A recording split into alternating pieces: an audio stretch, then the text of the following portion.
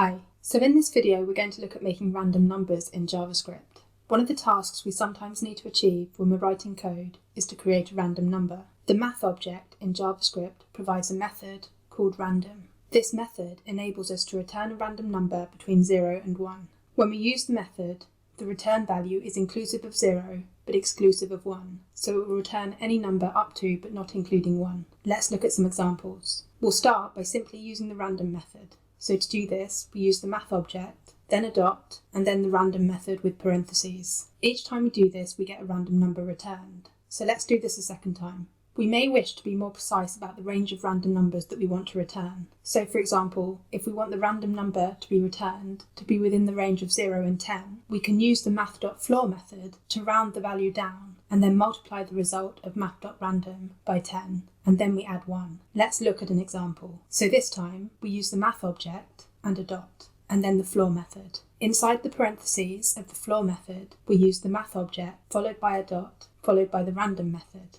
and then parentheses. After the parentheses, we multiply this by 10. Outside of the random method, we then add 1. Let's repeat this again to show the random numbers.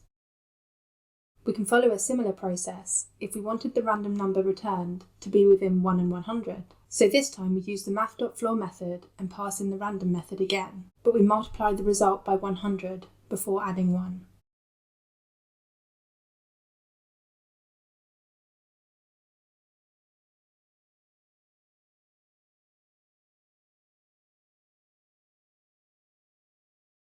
I hope you enjoyed this video.